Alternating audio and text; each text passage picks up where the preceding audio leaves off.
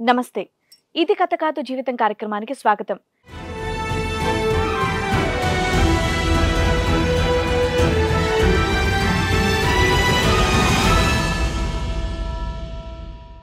ప్రేమించి పెళ్లి చేసుకున్న నన్ను వదిలేసి కట్నం కోసం ఇంకొక అమ్మాయిని పెళ్లి చేసుకున్నాడు అని అంటోంది సల్మా. అసలు తనకు వచ్చినటువంటి కష్టం ఏంటి, ఎలాంటి న్యాయం కావాలని కోరుకుంటుందో తన్నే అడిగి తెలుసుకుందాం. మ్యారేజ్ అయిన 1 year వరకు తను బాగానే ఉన్నాడు మేడం నాతో. నాకు చిన్న పాప కూడా ఉంది. ఏమైందంటే తను వేరే అమ్మాయితో ఎఫ్ఐఆర్ పెట్టుకున్నాడని తెలిసింది మేడం. పెట్టుకున్నాడని ప్రూఫ్ ఉంది. నేను ప్రూఫ్ చూపించినా కాదు అంటున్నాడు. ఏం ప్రూఫ్ చూపించావు నువ్వు? నేను తన ఫోన్ లోనే మెసేజ్లు చూసాను మేడం. చూసావు, అదే అప్పుడే అడిగేసావు? అడిగేశాను. అంటే ఏమని చాటింగ్ ఉంది మీకు? ఏముందంటే లవ్ యూ రా, నువ్వు ఎప్పుడు వస్తావు, మన పెళ్ళి అయిపోయింది కదా, ఇంటికి ఎప్పుడు వస్తావు అని చెప్పేసి ఉంది మేడం. నేను ఇలాంటి తప్పు చేయలేదు. దీన్ని లవ్ మ్యారేజ్ చేసుకున్న తప్పు. ఎందుకంటే దీని నుంచి ఇలాంటి కట్నం ఆశించుకొని పెళ్లి చేసుకున్నా. సరే, అమ్మాయి ఏదో మెసేజ్లు చూపించిందంట, వాటి సంగతి ఏంటి? అంత ఫేక్ మాట్లాడుతుంది. ఏదో ఒకటి నన్ను తప్పు చూపించిందా చూపించలేదా? చూపించలేదు నా దగ్గర. అసలు ఇలా తప్పు చేయలేదు నేను. అసలు చూపించలేదా?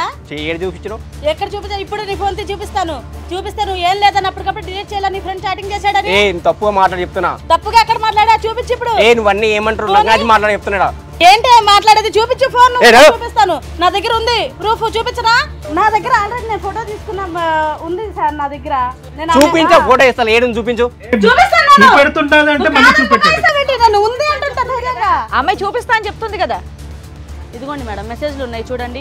ఐ లవ్ యూ, పెళ్లి చేసుకున్నాం కదా మనము, నువ్వు ఎక్కడ ఉంటున్నావు, నువ్వు రా అంటే పని మీద అని చెప్పేసి బయటకు వెళ్ళాడంట మేడం. క్యాంప్ అని చెప్పేసి వచ్చాడంట. సార్ ఇది మా ఫ్రెండ్ తీసుకుని మా ఫ్రెండ్ చాటింగ్ చేస్తారు. నేను చేయలేదు. అసలు ఆ చాటింగ్ చేయడం అంతగా రాదు. నీ ఫోన్ లోంచి మీ ఫ్రెండ్ చాటింగ్ చేసుకున్నాడా? ఆయన రీసెంట్ గా 6 months బ్యాక్ మ్యాట్రిమోనియలో చూసినాం మేడం.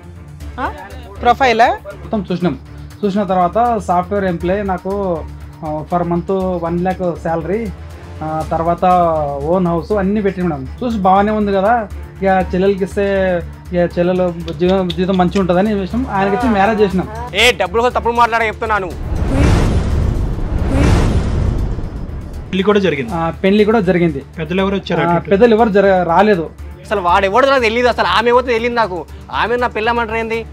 ఏమయ్యా, ఆయనకే ఇచ్చి పెళ్లి చేసావా, లేకపోతే ఫోటోలో ఆధార్ కార్డు మొహాలు వేరుగా ఉన్నాయని అనుకుంటున్నావా? అరే పెళ్లి ఫోటోలు ఉన్నాయా లేదా? పెళ్లి ఫోటో నా దగ్గర ఉన్నాయి మేడం.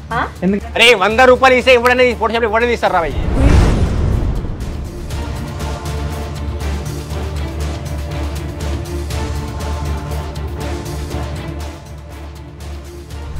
సరే, ఎంతకాలం అయింది మ్యారేజ్ అయ్యి? 6 months అయింది ఆల్రెడీ. ఇప్పుడు ఈమె ప్రెగ్నెంటే?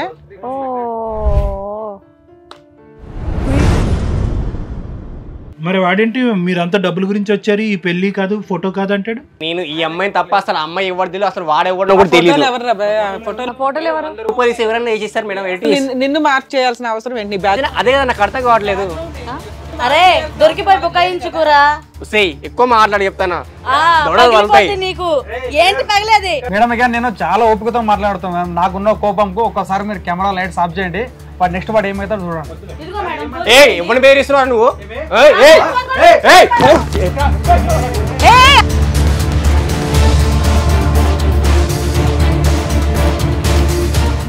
మరి ఈ కార్యక్రమంలో మనతో పాటు ఉన్నారు ప్రముఖ హైకోర్టు అడ్వకేట్ రమ్య ఆకుల గారు. నమస్తే మేడం. నమస్తే. ప్రముఖ సైకియాట్రిస్ట్ డాక్టర్ కళ్యాణ్ చక్రవర్తి గారు. నమస్తే సార్. సో సల్మా ఒక చిన్న సమస్యతో ఇక్కడి వరకు వచ్చింది మేడం సార్. సో తన సమస్య ఏంటి అనేది తన్నే అడిగి తెలుసుకుందాం. నమస్తే అండి సల్మా గారు. నమస్తే మేడం. Hello madam. ఈ షో ద్వారా చాలా మందికి చాలా న్యాయం జరిగిందని విన్నాను. అలాంటి న్యాయమే నాకు కావాలని చెప్పేసి నేను ఈ షోకి రావడం అయితే జరిగింది. మీరే ఎలా అయినా న్యాయం చేయాలి మేడం. తప్పకుండా డాక్టర్ గారు అండ్ అలాగే రమ్య మేడం మీకు కావాల్సిన న్యాయం డెఫినెట్ గా చేస్తారు. ఇంతకీ మీరు ఎక్కడి నుంచి వస్తున్నారు, మీ సమస్య ఏంటి? నేను విజయవాడ నుంచి వస్తున్నాను మేడం. నాది ఇంటర్ క్యాస్ట్ మ్యారేజ్. ఓకే. అయితే మ్యారేజ్ అయిన 1 year వరకు తను బాగానే ఉన్నాడు మేడం నాతో. నాకు చిన్న పాప కూడా ఉంది. ఇంటర్ క్యాస్ట్ అంటే మీరేంటి వాళ్ళేంటి? నేను ముస్లిం మేడం, తను హిందువు. Inter religion. Okay. Hindu madam. So marriage అయిన 2 years వరకు బాగానే ఉన్నాడు. ఒక 2 years తర్వాత తనలో చేంజ్ వచ్చింది మేడం. నన్ను అవాయిడ్ చేయడం అనే, దూరంగా ఉంచడం అని చేశాడు. బాగా ఆరా తీస్తే ఏమైందంటే తను వేరే అమ్మాయితో ఎఫ్ఐఆర్ పెట్టుకున్నాడని తెలిసింది మేడం.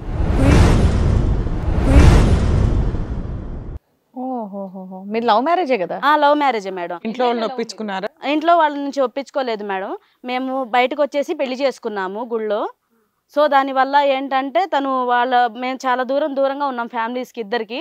తర్వాత పాప పుట్టిన తర్వాత ఇంట్లో వాళ్ళు యాక్సెప్ట్ చేశారు. ఎన్ని ఇయర్స్ అయింది మీ మ్యారేజ్? 3 years అయింది మేడం. 3 years లో 2 years బానే ఉన్నారు, 1 year నుంచి తేడాగా ఉన్నారు. తేడా ఉంది. పాప పుట్టి ఎంతకాలం అయిందమ్మా? పాప పుట్టి 1.5 year మేడం. పాప పుట్టి 1.5 year అవుతుంది. అసలు మామూలుగా మీ లవ్ ఎంతకాలం? 3 years నుంచి మేడం. 3 years. 3 years లో 3 years లవ్, దాని తర్వాత ఇంకా ఓకే 3 years మ్యారేజ్ రిలేషన్ కూడా 3 years అవుతుంది. ఇప్పటికైనా మీ పేరెంట్స్ అటు ఇటు ఒప్పుకున్నారమ్మా? పాప తెలిసిందా? పుట్టాక పాప ఒప్పుకున్నారంట. పుట్టిగాక ఒప్పుకున్నారు సార్. సరే ఇప్పుడు ఏమైంది? ఇప్పుడు ఏమైందంటే సార్, ఇప్పుడు 2 years వరకు బాగానే ఉన్నాడు సార్. ఉన్న తర్వాత 1 year నుంచి నన్ను అవాయిడ్ చేయడం, నా నుంచి దూరంకి వెళ్ళడం, ఫోన్ కాల్స్ చాలా ఎక్కువ వస్తున్నాయి. ఒక రోజు బాగా ఆరా తీయగా ఏంటంటే వేరే అమ్మాయితో ఎఫ్ఐఆర్ పెట్టుకున్నాడు. అది గట్టిగా నేను నిలదీస్తే కాదు నేను ఎవరు ఎఫ్ఐఆర్ పెట్టుకోలేదని చెప్పేసి నాకు మాత్రం చెప్తున్నాడు సార్. పెట్టుకున్నాడని ప్రూఫ్ ఉంది, నేను ప్రూఫ్ చూపించినా కాదు అంటున్నాడు. అంటే ఏం ప్రూఫ్ చూపించావు నువ్వు? నేను తన ఫోన్ లోనే మెసేజ్లు చూసాను మేడం. చూసావు, అది అప్పుడే అడిగేసావు కూడా ఏంటి అని చెప్పేసి.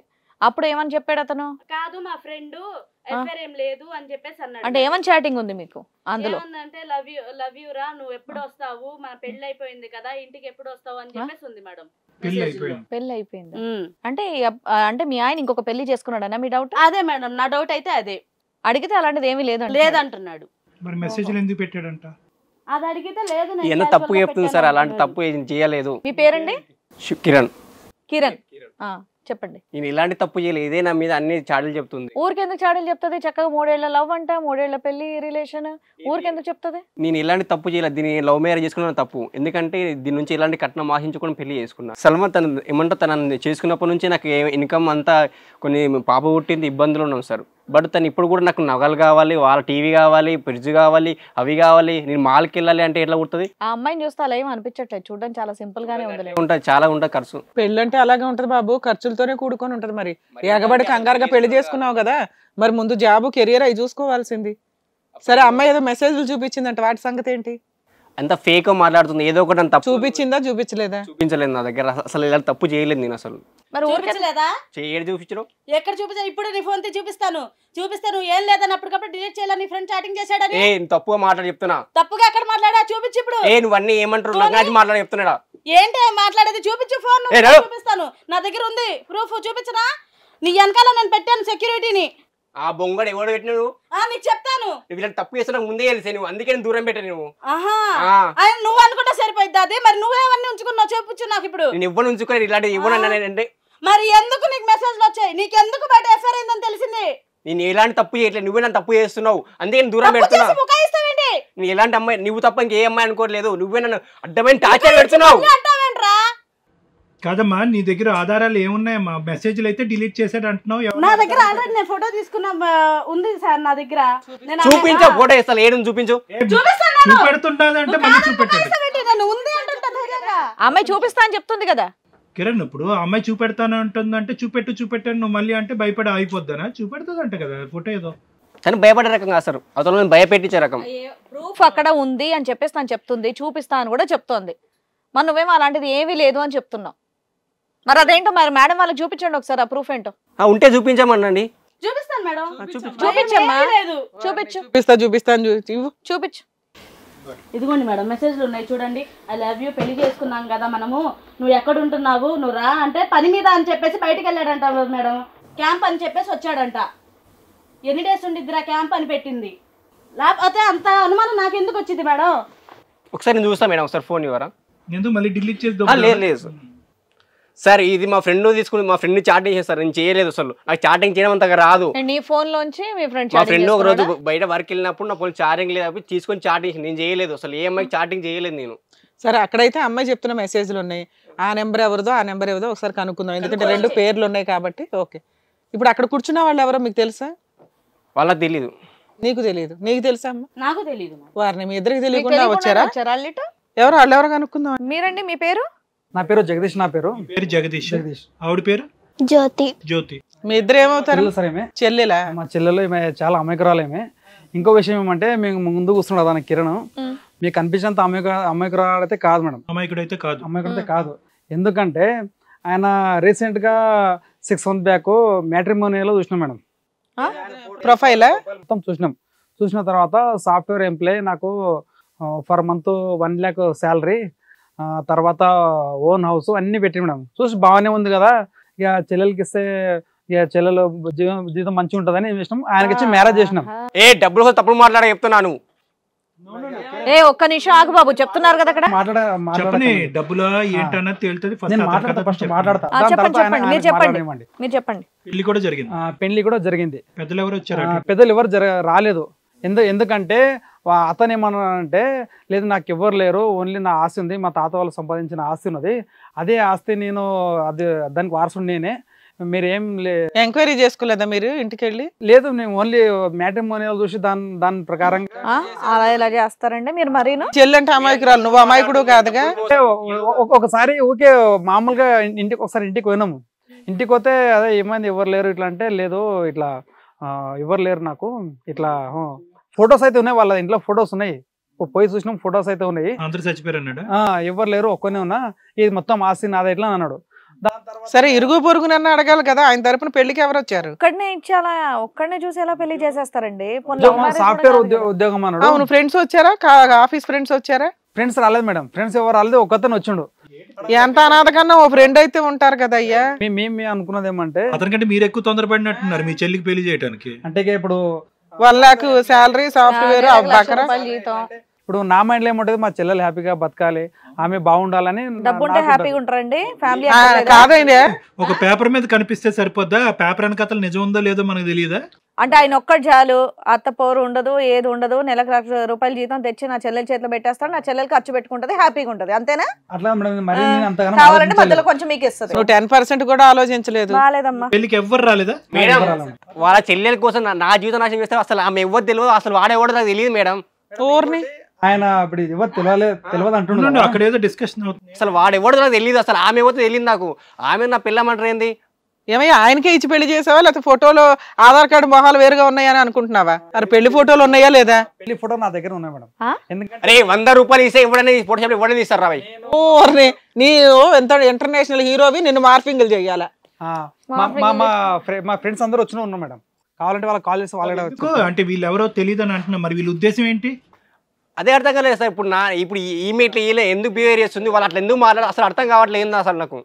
కానీ మరి ఇందులో ఇంకెవరు లేరేంటి? మీ ఇద్దరు ఫ్రెండ్స్, అబ్బాయి తరపున ఎవరు లేరేంటి? అబ్బాయి తరపున అంటే మార్కెటింగ్ ఎవరు లేరు. ఇప్పుడు తల్లిదండ్రులు లేకుంటే వాళ్ళ ఎట్లుంటుందో బాధ మార్కెట్ తెలుసు, మీకు కూడా తెలుసు కాబట్టి ఓకే, వెనకాల ఎవరు లేకపోయినా పర్లేదులే అనుకున్నారు. కానీ ఈ ఫోటో మరి తెలియదు మేడం, ఇది ఒరిజినల్ డూప్ మరి. అంటే నేనేం అనకూడదు, మనం ఎక్స్పర్ట్స్ కాదు అందులో, కానీ బట్ కాదు ఏమంటే ఆ ఫోటోలో మరి. సరే తర్వాత ఏమైంది? పెళ్లి చేశారుగా, ఏమైంది తర్వాత? బాగానే ఉంటుంటారు. తర్వాత ఏమైందంటే ఆమె చెప్పి, అన్న నాకు టైం ఇస్తలేడు, ఎక్కువ ఫోన్లో మాట్లాడుతున్నాడు, వస్తా అంటాడు, 3 days 4 days వేరే మీటింగ్ ఉందంటాడు, బెంగళూరులో మీటింగ్ ఉందంటాడు, ముంబైలో మీటింగ్ ఉందంటాడు, నాకు టైం ఇస్తలేడు అన్న ఇట్లా అని అంటే, తర్వాత ఎంక్వైరీ చేసిన నేను ఆయన ఎక్కడ ఉంటాడో ఎక్కడ. తర్వాత ఎంక్వైరీ చేస్తే ఏమైందంటే, మాకు తెలిసిన ఒకరు ఉంటారు అన్నట్ల. ఆయన నంబర్ చూస్తే ఎప్పుడు ఒకటే లొకేషన్లో ఉంటాడు. ఆ లొకేషన్ పోతే ఏమైందంటే, ఆయనకు ఆల్రెడీ మ్యారీడ్ అయింది, ఒక పాప ఉంది. సిబిఐ మరి దాని తర్వాత ఏమైందంటే తెలిసిపోయింది ఇట్లని. అందుకే ఇక కొన్ని నేను యూట్యూబ్ ఛానల్ చూసిన ఇవన్నీ వీడియోస్, ఇట్లా అయితే మీరు న్యాయం చేస్తారని. సరే ఎంతకాలం అయింది మ్యారేజ్ అయ్యి? 6 months అయింది ఆల్రెడీ. ఇప్పుడు ఈమె ఇప్పుడు ప్రెగ్నెంటే. మరి వాడేంటి మీరంతా డబ్బుల గురించి వచ్చారు, ఈ పెళ్లి కాదు ఫోటో కాదు అంటాడు? ఏమయ్యా సార్, నేను ఆలోచించేది ఒకటే, ఇప్పుడు మాకెవరు లేరు, నేను ఈ అమ్మాయిని తప్ప అసలు అమ్మాయి ఎవరు తెలియదు, అసలు వాడెవరు కూడా తెలియదు. ఫోటోలు ఎవరు ఫోటోలు ఎవరు? ₹100 ఎవరైనా వేసేస్తారు మేడం. నిన్ను మార్క్ చేయాల్సిన అవసరం ఏంటి? అదే కదా నాకు అర్థం కావట్లేదు. నువ్వేమన్నా మాఫియా డానా, పెద్ద కోటేశ్వరుడికి ఉన్న బినామీయా ఏంటి నువ్వు? దీన్ని చేసుకొని దీన్ని తిండే పెట్టలేదు, దానికి అందుకే కదా నిన్ను. అరే దొరికిపోయి బుకాయించుకురా, ఎక్కువ మాట్లాడి చెప్తానా నీకు ఏంటి పగలేది? ఇక్కడ న్యాయం దొరుకుతుందని ఇక్కడ వచ్చినాము. ఒకవేళ నేను నా చెల్లిని ఆలోచించి మొత్తం తెగించిన అనుకో, నువ్వు ఉండవు, నీ అడ్రస్ ఉండదు, ఇక చెప్తున్నా కానీ అట్లా మాట్లాడరాదు. కాదు సార్, మీ ముఖం మీదే అబ్బాయి ఫోటోలు మార్పింగ్ అంటున్నాడు, అమ్మాయి నాకు తెలియదు అంటున్నాడు. ఇంత దారుణంగా అబద్ధం చెప్తున్న వ్యక్తిని మీరు ఎందుకు కన్సిడర్ చేస్తున్నారు కదా? ఆమెకి డిఎన్ఏ టెస్ట్ చేస్తే తెలుసా మేడం? ఎందుకులే డిఎన్ఏ టెస్టుల వరకు ఎందుకు? మాకు ఇక్కడ ఆల్రెడీ ఫోటోలు చూస్తేనే అర్థమైంది. అసలు నువ్వు మాట్లాడాల్సింది నువ్వే మాట్లాడాల్సింది వాళ్ళ సైడ్ కాకపోతే నీ సైడ్ మాట్లాడాలి. ఏముంది నీ సైడ్ చెప్పు. వాళ్ళు మేడం అసలు నాకు వాళ్ళు ఎవరు తెలియదు. ఆల్రెడీ ఎవిడెన్స్ లతో చూపించింది. అక్కడ నుంచి వాళ్ళు వచ్చి వాళ్ళు ఎవిడెన్స్ లతో చూపించారు. నువ్వు ఏదైనా ఒక ఎవిడెన్స్ చూపించి నేను పతివ్రత శిరోమణి అని మీరు అందరు కలిసి నన్ను బుక్ చేద్దామని అనుకుంటున్నాను. మేడం బుక్ చేస్తాను అంటున్నారు కదా మేడం. నేను ఫోటో తీశాను కదా, అందులో ఉన్న డీపీ వీడి ఫోన్ లో ఉన్న డీపీ ఒకటి కాదా, ఆ నెంబర్ ఉందా లేదని చెక్ చేయండి మేడం. అది ఫోన్ చేయండి, వాళ్ళకి రింగ్ అయితే ఇంకెవరికి లింక్ అయితే చూడండి మేడం. కరెక్టేగా? కరెక్టే. చేయమంటావా? అది చెయ్యండి, బట్ నేను చేయలేని చెప్తున్నా. మా ఫ్రెండ్ చేసిన చాటింగ్ చేయలేదు ఆమె అసలు. ఆమెకు మీ ఫ్రెండ్ చాటింగ్ చేశాడు, ప్రొఫైల్ పిక్ లో ఎవరికి రింగ్ అయిద్దో మేడం ఇక నేను చాలా ఓపికతో మాట్లాడుతాను మేడం. నాకున్న కోపంకు ఒక్కసారి మీరు కెమెరా లైట్స్ ఆఫ్ చేయండి. వాడు నెక్స్ట్ వాడు ఏమవుతాడో చూడండి. ఇదిగో మేడం ఫోన్ చేయండి. అలా కొట్టుకోకండి ఇక్కడ స్టూడియోలో. బాబు నాన్న ప్లీజ్ మర్యాదగా ఉండు. ఇదో చేతులు చేసుకోవద్దు, నార్మల్ గా మాట్లాడండి. అసలు ఏంటో చెప్పండి. ఎవడు అనేది నువ్వెవడు అనేది ఫస్ట్ తెలిస్తే వాడు ఎవడు అన్నది తర్వాత తెలుస్తుంది. ఇప్పుడు నువ్వెవడు చెప్పాల్సింది నువ్వే. ఏదమ్మా నెంబర్ ఇదిగోండి సార్, చేయండి, నెంబర్ చేయండి. అమ్మాయి ఫోన్ కూడా చెక్ చేయండి సార్. అమ్మాయి దాంట్లో కూడా మెసేజ్ లో ఉంటాయి. వాళ్ళు డిలీట్ చేయరు. వాళ్ళు ఆల్రెడీ చెప్తున్నారు అతనే అని. చేయండి మేడం. కాల్ చేస్తున్నాను నేను.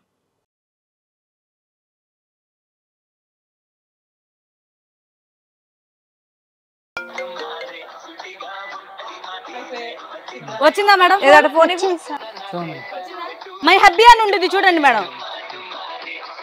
మై హబ్బీ అని కూడా ఉంది మేడం. ఇప్పుడు చెప్పండి మేడం. చెప్పమ్మా. కిరణ్ చెప్పాలి. అమ్మో ఏం ఎగబడ్డావయ్యా? వీళ్ళు ఎవరో నాకు తెలీదు. ఎంత డేంజర్ గా ఉన్నాడు పిల్లాడు. చెప్పు. అంటే ఎవిడెన్స్లు దొరకకపోతే ఇక నువ్వేం చెప్తే అదే రాజ్యమా? గట్టిగా గొంతులేపి మాట్లాడేస్తే అయిపోద్దా? నీళ్ళు నవ్వులుతున్నావు. ఏం చేసినా తిన కోసం చేసిన సార్. ఏదో అమ్మాయిని ప్రెగ్నెంట్ చేయడం. ఎవరయ్యా నువ్వు? ఏం మాడుతున్నావు? తిని బాగుండాలని ఏం చేసిన. వాళ్ళు ఏమైనా కట్నం ఇచ్చారా? చేసుకున్నావు చెప్పు. ఏం లేదు మేడం, తిను వాళ్ళ అమ్మ ఎలాంటి కష్టం పడకుండా నా దగ్గరకు వచ్చింది. తినని హ్యాపీగా చూసుకుందామని. డబ్బు కష్టపడితే ఎటు నుంచి సంపాదించి డబ్బు రావట్లేదు మేడం. అందుకే తెలుగు మ్యాట్రిమోనీ యాప్లో అట్లా నేను ఇట్లా జాబ్ సాఫ్ట్వేర్ జాబ్ చేస్తున్నా. ఏం బాబు ఏంది వాళ్ళు పెళ్లి చేసుకున్నావు, ఏం వచ్చింది మరి నీకు? అక్కడ 3 lakhs తీసుకున్నాం మేడం. డౌరీ ఇచ్చారా? 3 lakhs కోసం కక్కుర్తిపడి ఓ పిల్ల జీవితం నాశనం చేసేసావా? మేడం తను కూడా నన్ను తన ఈమెకన్నా తనే ఇప్పుడు నాకు ఇష్టం అండి.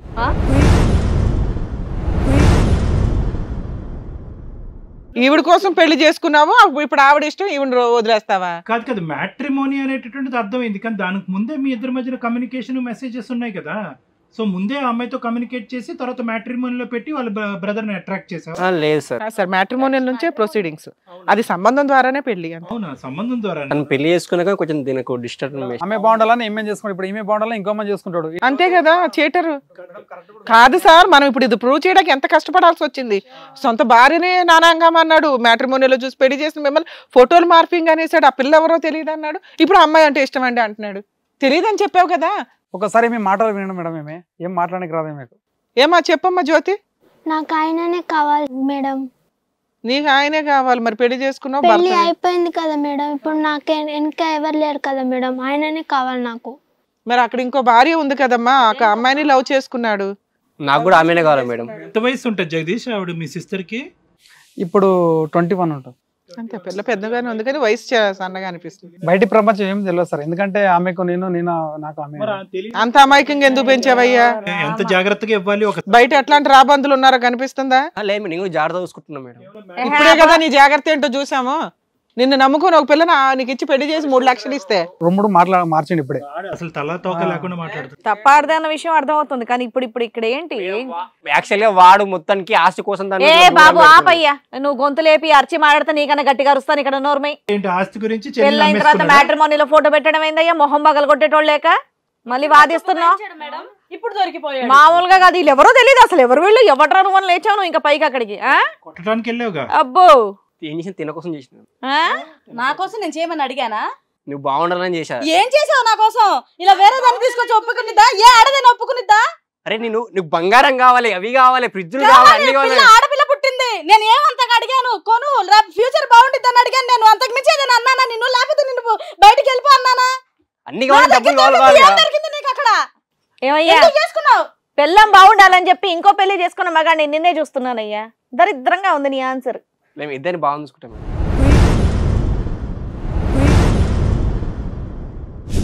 మేడం చూసుకోండి మేడం, హే చూసుకోండి మేడం. ఎందుకంటే మీకేం కావాలి? మేడం ఇప్పుడు ఆమె బాగుండాలని ఈమె చేసుకున్నాడు, ఈమె కాక మళ్ళీ ఇంకొక చేసుకుంటాడు. అయితే కానీ ఇప్పుడు అడ్వకేట్ ఉన్నారు కదా మేడం, ఇప్పుడు ఒక నోటరీ మీద లేకపోతే ఒక స్టాంప్ పేపర్ మీద ఆయన సైన్ తీసుకొని మంచి చూసుకుంటాడా లేదా? ఏ ఆల్రెడీ అక్కడ పెళ్ళ ఉంది. ఏదో చెప్పనివ్వండి. లేలే ఇప్పుడు వాళ్ళని ఇప్పుడు ఆమె చేసుకుంటారు. ఇప్పుడు మా చెల్లెలు మాత్రం ఇప్పుడు ఏం చేయలేము మేడం. ఇప్పుడు అట్లా మోసం చేసిండని ఇప్పుడు ఏం చేస్తాం మేడం? ఇప్పుడు మా తెచ్చుకొని ఓకే, మీరు అడ్జస్ట్ చేసి ఆయనతో కలిసి ఉంచండి అని అంటున్నారు మీ వర్షన్. ఏమ్మా నీకు కూడా భర్తే కావాలా? అవును మేడం. కిరణ్ నువ్వేమంటావు? నాకు ఇద్దరు కావాలి. ఇద్దరు కావాలి. ఇప్పుడు ఈ పంచాయతీ అంతా తేల్చాల్సింది మీ ఆవిడ. అమ్మ సల్మా, వాళ్ళిద్దరు వాళ్ళు ఆల్రెడీ వెనకాల ఎవరో బ్యాక్గ్రౌండ్ లేని వ్యక్తులు. ఓ 3 లక్షలు ఇచ్చి మీ ఆయనకి ఇచ్చి పెళ్లి చేశారు. మీ ఆయన అడ్డంగా వాళ్ళని మోసం చేశాడు ఒక రకంగా. అక్కడ ప్రెగ్నెన్సీ ఓ చిన్న పిల్ల, అక్కడ ఒక రకంగా చూస్తే అమ్మాయి అమ్మాయికి రాలే, ప్రెగ్నెన్సీ ఉన్న పిల్ల. మీరేమంటారు చెప్పండి? ఇట్లాంటి వ్యక్తితో ఉంటారా వద్దా, లేకపోతే అమ్మాయిని కూడా తెచ్చుకుంటారా, ఇద్దరు ఉంటారా? ఏదో వాళ్ళ ముగ్గురు విన్నారు కదా, మీరేమనుకుంటున్నారు? మేడం నేను ఒక నిమిషం ఆయనతో మాట్లాడతాను. చూడండి అన్నయ్య, మీరు ఇప్పుడు పంచాయతీ తీసుకొచ్చి ఇప్పుడు మీరు సైన్లు చేపించి ఇలా చేపిస్తే వాడు చూసుకుంటాడని గ్యారంటీ ఏంటి? నేను ఉంటాను, నాకు చెల్లికే తగాదాలు రావచ్చు, అదలా ఎలా కుదురుద్ది? అమ్మాయికి ఏం తెలీదు. ఆ అమ్మాయి నుంచి వీడి నుంచి విముక్తి చేయండి. నేను వీడిని ఊరికే వదలను. వీడిని ఏం చేయాలో నేను అదే చేస్తాను. నాకు చిన్న పాప ఉంది, నువ్వు ఆపు. చిన్న పాప ఉందమ్మా అన్నయ్య నా దగ్గర. పాప ఉంది, ఇప్పుడు 3 నెలలు ప్రెగ్నెంట్. చెల్లిని ఏదైనా చేసేయి, వేరే వాళ్ళకి ఇచ్చి పెళ్లి చేయొచ్చు. కానీ నా పరిస్థితి అలా కాదు. ఇంట్లో నాది inter caste marriage, inter religion marriage నాది. నేను అమ్మని నొప్పించుకున్నా, ఇటు వీళ్ళని నొప్పించుకున్నాను. నేను ఇప్పుడు సమాజంలో ఇప్పుడే నేను బయటకు వస్తున్నాను. నన్ను వచ్చి మళ్ళీ మూసేస్తే పెళ్ళి 3 సంవత్సరాలకి ఇంకో దాన్ని తీసుకొచ్చాడంటారు. వీడిని నమ్మి మీ చెల్లిని అలా ఇస్తావు? ఏం తల్లి, వీడితో నీకు చావాలనుందా బతకాలనుందా? నువ్వు చావు తనది ఉంటది. ఎందుకుంటుంది? నీలాంటి సైకో కడితే ఎవరు ఉండరు. నాకు తెలియకుండా వెళ్ళి చేసుకున్నా, నీకు తెలియకుండా వేరే వాడిని ఉంచుకోవా? మేడం చెప్పండి మేడం. అమ్మాయి అడిగింది కరెక్టే. ఏదైనా ఇక్కడ ఏదన్నా జడ్జిమెంట్ కానీ ఏదన్నా ఒక నిర్ణయం తీసుకోవాల్సినటువంటి ప్రధానమైనటువంటి బాధితురాలు ఆ అమ్మాయి. నువ్వు గుడ్డిగా మీ చెల్లినిచ్చి చేసావు. ఆ అమాయకురాలు ఏది దిక్కులేక అక్కడే ఉంటానని చెప్పి తొందరపడుతూ ఆ ప్రెగ్నెంట్ అయిపోయింది. ఈ అమ్మాయి ఏమొచ్చి ఇప్పుడు ఈ అమ్మాయి 1 and only ఆడికి గేమ్ ఆడాడు, మొత్తం అంతా గేమ్ ఆడాడు. డబ్బులు పడేస్తే కనుక వస్తాడు కదా అని చెప్పి నువ్వు బ్లైండ్గా వెనక ముందు చూడకుండా ₹1,00,000 జీతం అని చెప్పి చెల్లి కోయించాను వెళ్ళి. అంటే దాని గురించి ఆలోచించలేదు సార్. ఏమంటే ఇప్పుడు ఆయన ఎవరు లేదా అని చెప్పిండు. మేము ఆ బాధ మాకు తెలుసు. వద్దులే, మీరు అట్లీస్ట్ ఎటువంటి జడ్జిమెంట్ తీసుకోవాలి, ఏది కరెక్ట్ ఏది రాంగ్ అన్న ఇది కూడా మీకు తెలియదు. ఏం చేయాలి ఇప్పుడు సార్ మేడం చెప్తారా, అది వినండి. అది విని అట్లీస్ట్ అన్న బాగుండండి. Sir Kalyan sir. మేడం ఇక్కడ సల్మా చాలా కరెక్ట్గా మాట్లాడేవమ్మా. అంటే ఇక్కడ ఏంటంటే చూడు, 3 years లవ్లో 3 సంవత్సరాల పాటు జరిగినటువంటి ప్రేమ అనేటటువంటి ప్రయాణంలో ఈ వ్యక్తి గురించి 0.5% కూడా నువ్వు ఎస్టిమేట్ చేయలేకపోయి. ఇక్కడ పెద్ద ఫ్లాప్ షో అదే. 3 years జర్నీలో ఏమంటే 2 years బాగానే ఉన్నాడు, లాస్ట్ 1 year బట్టి అంటే ప్రేమలో కనిపించినటువంటి రంగులన్నీ కూడా పెళ్ళైన తర్వాత కనిపిస్తాయి. ఆ ప్రేమించేటప్పుడు ఉండేటటువంటి మత్తు ఏంటంటే కనుక ప్రేమను జయించాలి, ప్రేమను గెలవాలి, ఏదో విధంగా ఇతన్ని సాధించుకోవాలి, తల్లిదండ్రులకు అటు ఇటు చెప్పకూడదు, తల్లిదండ్రులు ఏం చెప్పినా కూడా చెవులో దూదులు పెట్టుకుని కూర్చోవాలి. పెళ్లి చేసుకున్న తర్వాత చావో రేవో తల్లిదండ్రులు మాత్రం ఏం చేస్తారు, చచ్చినట్టు ఒప్పుకుంటారు. నీ కర్మకి ఇప్పుడు వాడిని నువ్వు భరించాలి. ఇప్పుడు ఏమో వచ్చి నువ్వు పెళ్లి చేసుకున్న వాడి వల్ల ఇంకో అమ్మాయి బాధితురాలు అయింది. ప్లస్ వాడు పెట్టేటటువంటి సెంటిమెంట్ చూడు ఇక్కడ ఎలా ఉందో. నా ఆవిడ గురించి చేసుకున్నట్టే అంత అసహ్యంగా ఉంది ఆ స్టేట్మెంట్. మీ ఆవిడ గురించి నువ్వెందుకు చేసుకున్నారా అంటే కనుక మా ఆవిడని సుఖపెట్టడం గురించి, డబ్బులు వచ్చేటటువంటి ఈజీ మార్గం, అట్నుంచి వచ్చేటటువంటి కట్నం కాబట్టి ఆ పెళ్లి చేసుకున్న వచ్చినటువంటి 3 లక్షలతో నిన్ను పోషిస్తాడంట. ఇప్పుడు మీ ఇద్దరు అవుతారు ఇప్పుడు. సో ఇంకో పెళ్లి చేసుకుని అక్కడ 5 లక్షలు ఇస్తే కనుక మీ ఇద్దరిని పోషిస్తాడు. తర్వాత ఇంకో పెళ్లి చేసుకుని ఇంకో 4గురిని తెచ్చుకుంటాడు. ఈ శారా మామూలే. ఎక్కడ కూడా అతని మొహంలో పశ్చాత్తాపం కనిపించట్లేదు. వాస్తవానికి ఏంటంటే ఇక్కడ నువ్వు ఫైట్ చేస్తున్నావు సల్మా. అంటే నేనే నీకెందుకు చెప్తున్నాను అంటే కనుక you are the primary person who has to fight this battle. అంటే నువ్వు ఒక్కదానివే ఇక్కడ పోరాడగలిగేటటువంటి పటిమ ఉన్నది, న్యాయం అనేటటువంటి పూర్తిగా నీ వైపు ఉన్నది కాబట్టి నీకు చెప్తున్నావు. ఇతనికి అంటున్నావు, నువ్వెవరు వాళ్ళ బ్రదర్ని అంటున్నావు. వాళ్ళ బ్రదర్ని ఏమంటున్నావు, ఏమంటే మీరు తీసుకొచ్చి పెడతారంట కదా, అదేం సుఖపడుతుంది, నేనేం సుఖపడతాను, ఇద్దరు తల నెత్తి కొట్టుకుని చచ్చిపోతామని చెప్పి. ఇక్కడ అలా కాదు. ఇక్కడ నీ పక్కన ఉన్నటువంటి కిరణ్ యొక్క సైకాలజీ ఏంటి, ఈ మొత్తం ఇంతవరకు ఈ అరగంట 35 నిమిషాలు గంట పాటు జరిగినటువంటి డిస్కషన్లో ఒక 45 minutes to 1 hour డిస్కషన్లో దగ్గర 10-15 అబద్ధాలు ఆడాడు కిరణ్. అంత లూజ్గా ఏమీ లేనట్టుగా ఇక్కడ కూర్చున్నటువంటి వాళ్ళందరినీ నమ్మించేటటువంటి విధంగా చాలా చక్కగా అబద్ధాలు ఆడాడు. ఇతను ఏదో చెప్తుంటే వీళ్ళెవరో నాకు తెలియదు సార్, ఆ అమ్మాయి ఎవరో తెలియదు, గర్భవతిని పట్టుకుని 3 నెలల గర్భవతిని పట్టుకుని ఆ అమ్మాయి ఎవరో నాకు తెలియదు పబ్లిక్గా మ్యాట్రిమోనీలో పబ్లిష్ చేసి ఇద్దరు ముగ్గురు పెద్దల మధ్యలో పెళ్లి వీళ్ళెంత పిచ్చోళ్ళు అనేది తర్వాత మాట్లాడుకుందాం. జరిగిన తర్వాత కూడా అతను అబద్ధం ఆడినటువంటి స్టైల్ చూస్తే వీళ్ళని ఏమని అంటాము, ప్యాథలాజికల్ లయర్స్ అంటాం. అంటే వీళ్ళకి అబద్ధం అనేటటువంటిది ఒక వ్యాపారం, అబద్ధం అనేటటువంటిది ఒక వ్యసనం, అబద్ధం అనేటటువంటిది ఒక పరిపాటి. సో వాళ్ళు అబద్ధం ఆడితే కనుక మూడో కంటికి కూడా తెలియదు. ఇప్పుడు నువ్వు లక్కీగా ఫోటో తీసుకుని అది మాకు చూపెట్టి అందులో నెంబర్ మనం కాల్ చేస్తే ఆ అమ్మాయికి రింగ్ అయింది, కానీ లేదంటే ఈ కథ తేలుండేదా? అతనేమో DNA టెస్ట్ అంటున్నాడు, అదో పెద్ద ప్రక్రియ. ఇవన్నీ తిరిగి ఇది ఎటు తేలక ఇది ఎటో పోయి ఉండేది. సో ఇక్కడ ఏంటంటే ఎవరిని నువ్వు ప్రేమించావు, ఎవరిని పెళ్లి చేసుకున్నావు, ఇప్పుడు ఏమొచ్చి ఆ అమ్మాయికి ఆ అబ్బాయికి బుద్ధి చెప్పి వాళ్ళని దూరం పంపించి, కరెక్టే నీ ప్రేమని నువ్వు పెళ్లిని కాపాడటం గురించి నువ్వు పోరాటం అనేది కరెక్టే. కానీ ఇక్కడ ఏమవుతుందంటే నీ పక్కన కూర్చున్నటువంటి కిరణ్ అబద్ధాల కోరు, మోసగాడు, అతను వేరే ఆడవాళ్ళని వాడుకుంటాడు. వాళ్ళని వాడుకునేటటువంటి క్రమంలో వాళ్ళ తరపున వాళ్ళ దగ్గర డబ్బులు పిండుకుంటాడు. ఆ డబ్బులు ఎందుకు తీసుకున్నావు అంటే కనుక నా భార్య బక్రా భార్య అనేటటువంటిది నిన్ను చూపెడతాడు. అంటే నీ వైపు వేలెత్తి చూపెట్టి అక్కడ డబ్బులు వసూలు చేసేటటువంటి వ్యక్తితో నువ్వు ఎంతకాలం సంసారం కాపురం చేయగలవు? ఇది దినదిన గండం నూరేళ్ళ ఆయుష్ కాదా? అంటే ఒక్కసారి నువ్వు ఆలోచించుకో. ఎందుకంటే ఇటువంటి వ్యక్తుల్ని పక్కన పెట్టుకుంటావా, బయటికి నెట్టేస్తామా? సరే, సాంప్రదాయం పద్ధతి, తల్లిదండ్రులతో పోరాడాం, కష్టపడి పెళ్లి చేసుకున్నాం, కష్టపడి వాళ్ళని ఒప్పించాం కాబట్టి పెళ్లి చేసుకున్నాం కాదు, తప్పక ఉండాలి అనేటటువంటి మనందరం పాడే పాటే నిన్ను కూడా పాడమని నేను అంట. కానీ ఈ మనిషితో, ఇటువంటి సైకి ఉండేటటువంటి మనిషితో వీళ్ళు ఏంటంటే కత్తులతో గొంతుకులు కోయరు, లేదంటే ఉరితాడు తీసుకొచ్చి ఎవరు ఇలా మానసికంగా మిమ్మల్ని ఇలా సమాధులు చేసేస్తారనమాట. So these are pathological right. అంటే నా బాధ ఏంటంటే 3 సంవత్సరాల యొక్క ప్రేమాయణంలో ఈ మనిషి గురించి ఏమీ తెలియకుండా గుడ్డుగా ప్రేమాయణం చేసావు. 2 సంవత్సరాల పాటు జరిగినటువంటి పెళ్లి వ్యవహారంలో కూడా ఈ వ్యక్తి యొక్క క్యారెక్టర్ నీకు తెలియదు. ఈ మెసేజ్ అనేటటువంటిది నువ్వు చూడకపోతే కనుక నీకు ఇది కూడా తెలిసి ఉండేది కదా. అమ్మాయి పిల్లని కనేసి ఉండేది, తను అటు ఇటు షికార్లు కొట్టుండేవాడు. సో అది నేను ప్రధానంగా చెప్తున్నాను ఏంటంటే, ఈ కిరణ్ అనేటటువంటి వ్యక్తి గురించి నువ్వు చేసేటటువంటి ప్రయాణంలో తస్మాత్ జాగ్రత్త. అతను నీవాడే, లీగల్గా అవని, లేదంటే ఎథికల్గా అవని, మోరల్గా అవని, సోషల్గా అవని, సైకలాజికల్గా అవని, నీ భర్తే. ఆ అమ్మాయి ఏమవుతుందో అది అనేది వేరే విషయం. కిరణ్, ఇప్పుడు నేను ఒకే పాయింట్ చెప్తున్నాను. కాళ్ళు చేతులు బాగా ఆడినంత కాలం అన్నీ బాగుంటాయి. ఓకే, ఇక్కడ ఆ అమ్మాయిని వాడుకుంటాం, ఇక్కడ ఈ అమ్మాయిని వాడుకుంటాం, మీ వెనక గదిలో ఇంకో అమ్మాయిని వాడుకుంటాం. కానీ ఈ పాపం అనేటటువంటిది, అంటే నేను సైకియాట్రిస్టు, కానీ పాపాలు పుణ్యాల గురించి మాట్లాడచ్చో లేదో నాకు తెలియదు, కానీ at the end of the day ఇవన్నీ కూడా ఇలా కవరప్ అయిపోతూ ఎల్లకాలం ఇలా మనుషుల మీద ఎదురు దాడి చేస్తూ, ఆడపిల్లల్ని ప్రెగ్నెంట్లు చేస్తూ నీ రస్తా అనుకుంటూ ముందుకెళ్ళిపోవటం అనేటటువంటిది ఎల్లకాలం జరగదు. ఎక్కడో చోట నువ్వు తవ్వుకున్నటువంటి గొంతలో నువ్వు పడి నీ తల బొడుపు కడుతుంది అనేటటువంటిది 110% గ్యారంటీ. ఆ అమ్మాయి యొక్క దురదృష్టం ఏంటంటే, నిన్ను ఏ విధంగా కట్టబెట్టాలి, ఈ నెల ఇంట్లోంచి నెట్టేసి బయటకు పంపించాలి అనుకున్నటువంటి తల్లిదండ్రులకి ఈ అమ్మాయి అదృష్టి దేవతలాగా తగులుకుని నిన్ను అంటించుకుని ఇప్పుడు ఆ అమ్మాయి కర్మకాలి ఇలా పడుంది. సో కాబట్టి ఏంటంటే కిరణ్, ఇప్పటికైనా ఆలోచించుకో. ఏమి ఇప్పుడు గతి ఏది తప్పలేదు, ఏది ఇప్పుడు ఏమి చేతిలో దారినటువంటి పరిస్థితి లేదు.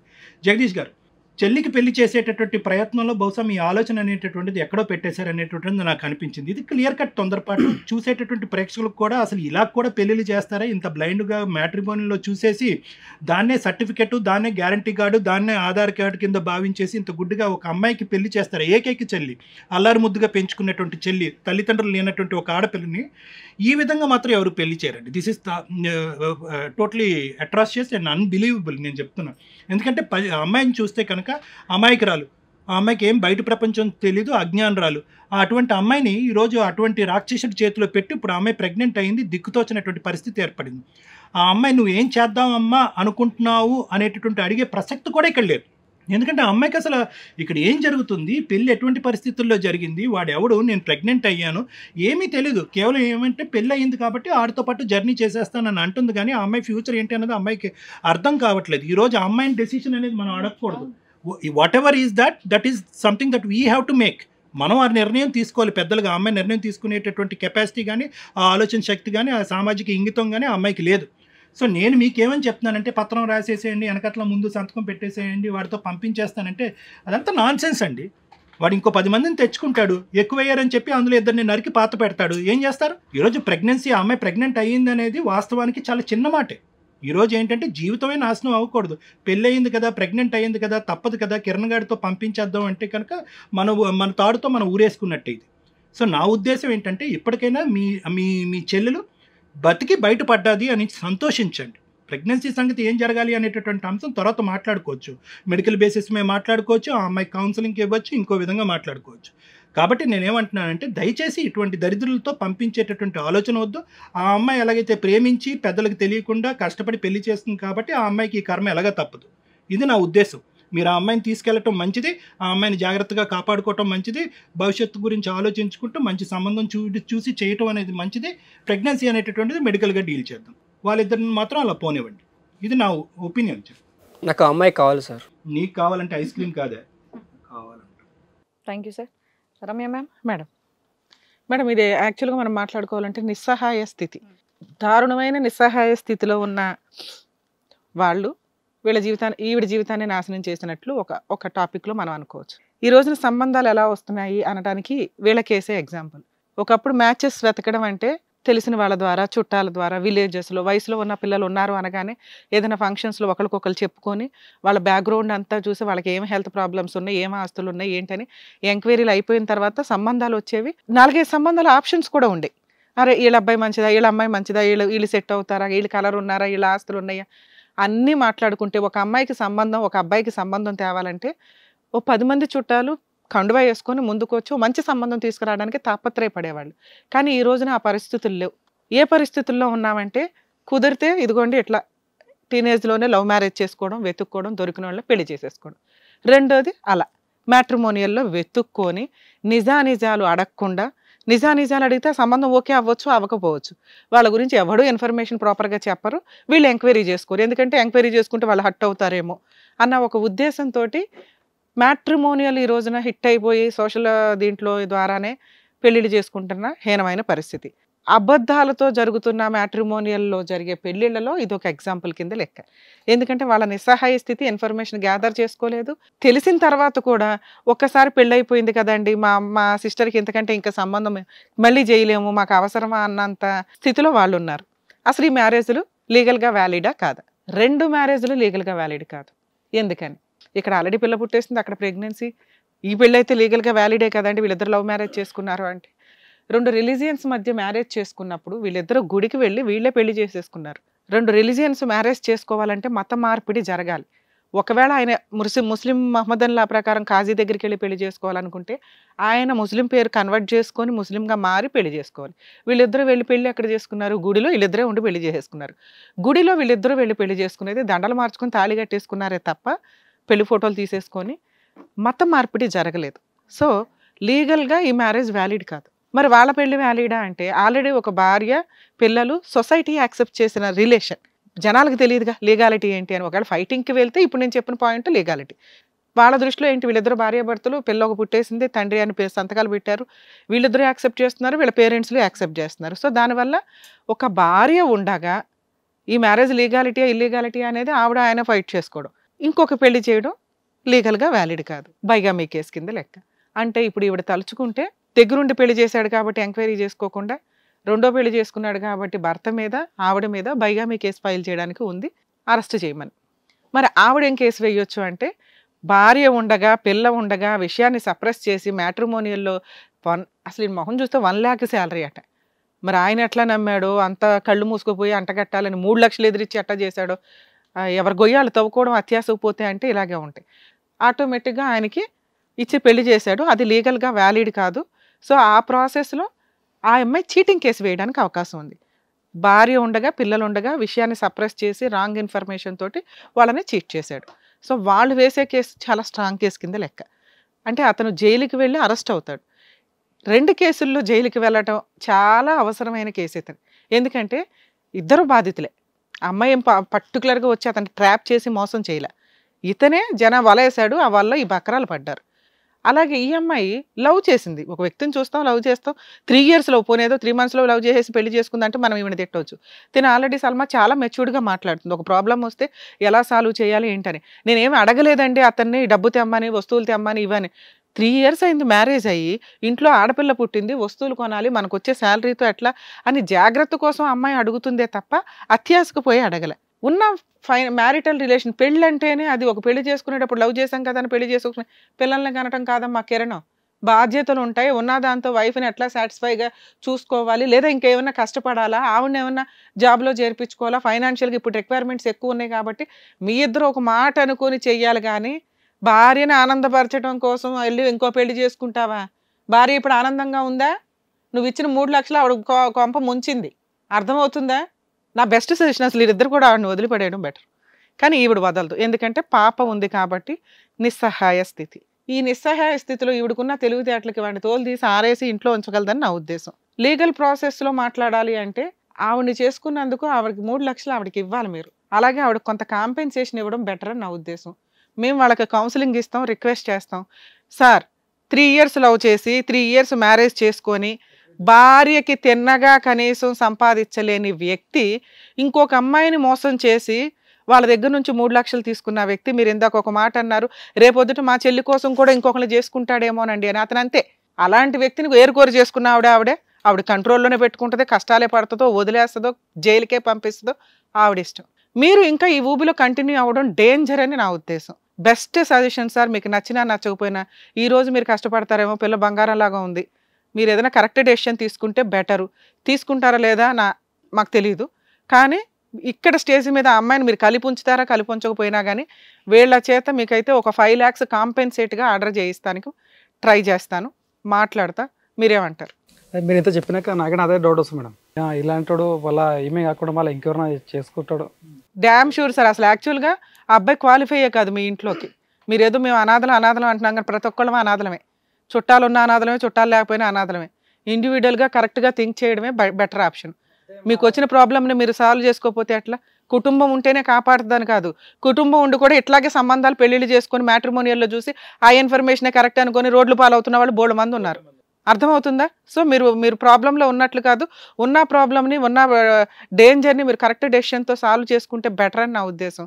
అట్లానే వాళ్ళని ఫ్రీగా వదలలేను నేను. ఆ పిల్ల జీవితం నాశనం చేశారు, వాళ్ళకి కాంపెన్సేషన్ పే చేయాలి. అమ్మాయి కాపురం కావాలంటుంది కదా, మరి అలా ఆయన ఏ ఉద్యోగకు పంపిస్తుందో ఏంటో. మీరు అంటే నేను మాట్లాడతా, లేకపోతే వేస్ట్ కదా మాట్లాడడం కూడా.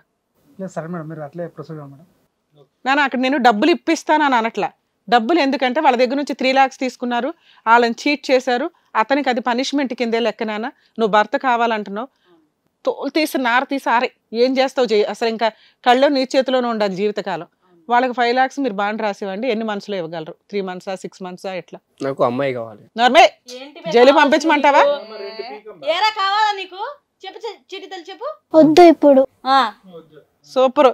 నువ్వు ఏగలేవు, నేను ఏగలట్టు నువ్వు ఏగలేవు తల్లి. నువ్వు అర్థం చేసుకో, నువ్వు చాలా దూరంగా ఉండడం చాలా బెటర్. నా చేతిలో మా ఫ్యామిలీ యాక్సెప్ట్ చేశాడు కూడా ఎలా అయినా చేస్తాడు. సూపర్. పనిష్మెంట్ ఇవ్వడానికి కోర్టు కంటే ఈవిడ బెటర్. ఇలా ఉండాలమ్మా, అర్థమైందా? మాట్లాడితే ఇంకా కూర్చుంటారు కామ్గా.